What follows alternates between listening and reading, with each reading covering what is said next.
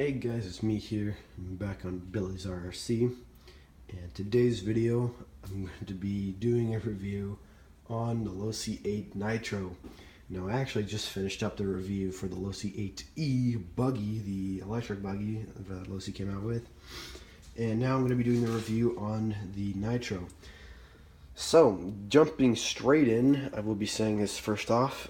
The front end and the rear end are the same off of the electric buggy.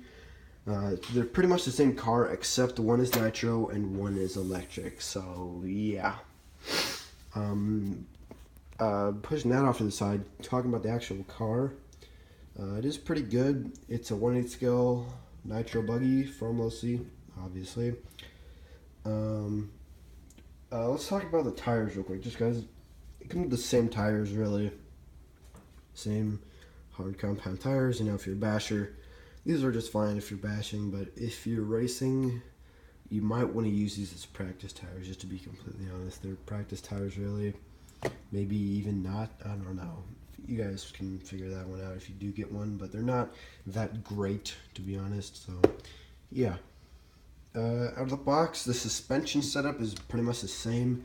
It's very, very underdampened. It's thin. The shock coil seems thin, and they use the same shocks, plastic bodies, plastic caps, and they're really thin, so they really can't hold thinner weights. That'll make them do more dampening. And what that means really is that you have to use really thick oil to get a really good dampening rate. Like, I think I put 90 weight in all the way around on this one as well, because just the fact that it was so thin, and it was just really, really thin, and it was bottoming out literally everywhere, just like the electric buggy, except this one was actually worse because I think the nitro is actually heavier somehow than the electric. But anyway, let's actually jump into the chassis, because I know that's there's really not that much stuff on the outside. But before I even do that, I'll actually show you the stock body that came with this thing, and I honestly think it looks pretty cool. Here it is. Losi 8 Nitro buggy body.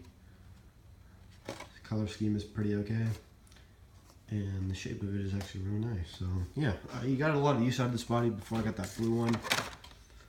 And yeah, so yeah, I'm still sporting this blue body. I think it looks pretty nice, to be honest, and this whole car has a whole lot of blue stuff on it. And also, these shock towers right here, that's also one of the things down the line. If you do want to upgrade anything, definitely upgrade the shock towers, because these things bend crazy. And if you do take the time to unscrew all the bolts to straighten these out, they will still bend again, as probably even faster than originally. So yeah, under the chassis now, or under the hood, what we got is a pretty traditional layout. We got an engine on one side, electronics on the other, so pretty standard fare. Out of the box, what it comes with is a Dynamite RTR .21 engine. That's literally the name. They actually have RTR in the name of the engine that they sell. It's a $110 engine. It's alright. I'd say the carburetor is fine, I'd say. You definitely need to clean it out more often, more than like a race spec one.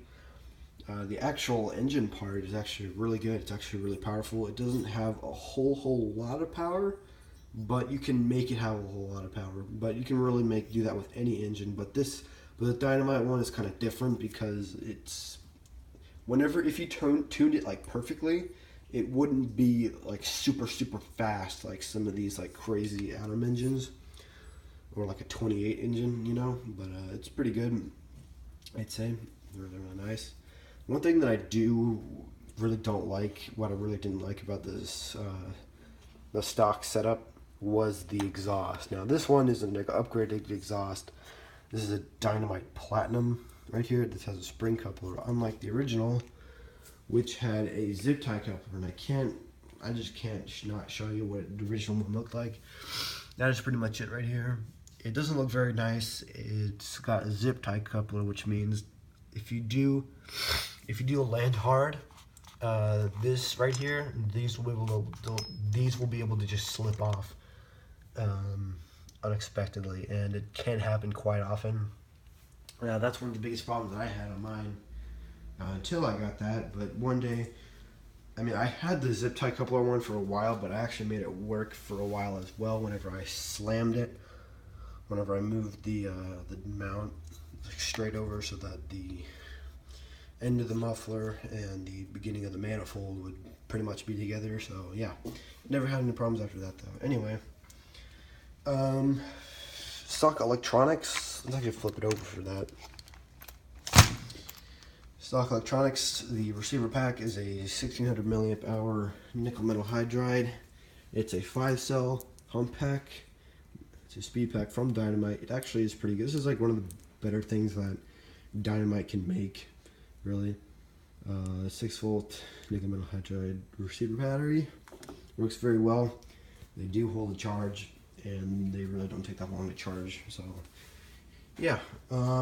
Out of the box, it doesn't come with a charger, so that's something we'll have to supply yourself with. And I really am thankful that they really did include a receiver pack, because that's really cool of them to do that. But anyway, stock receiver is fine.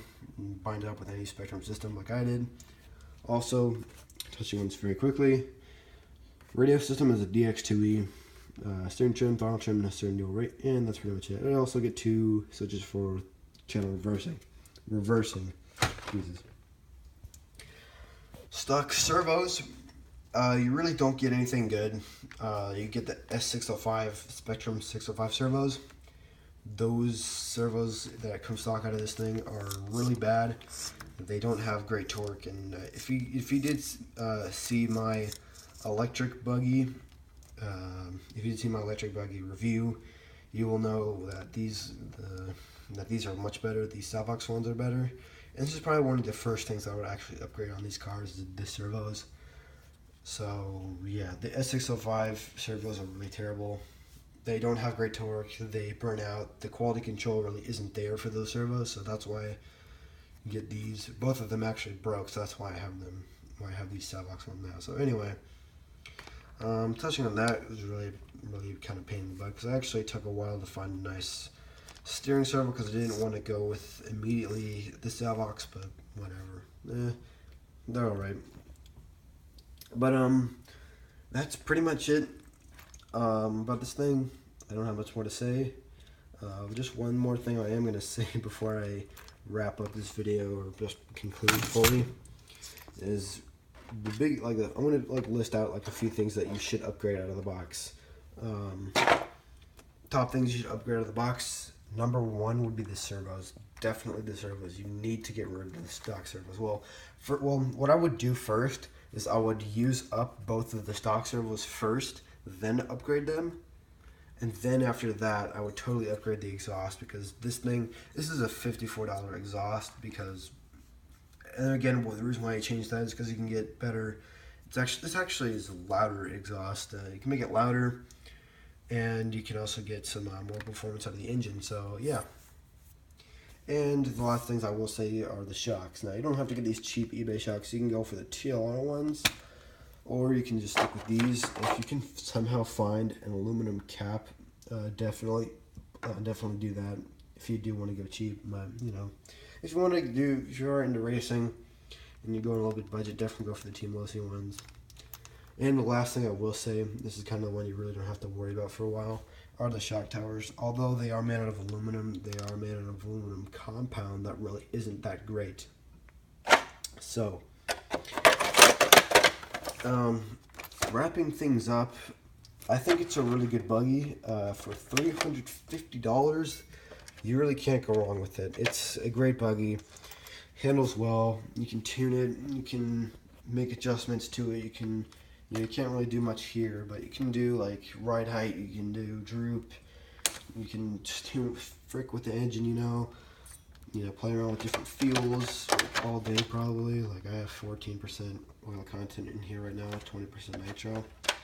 But it's pretty great.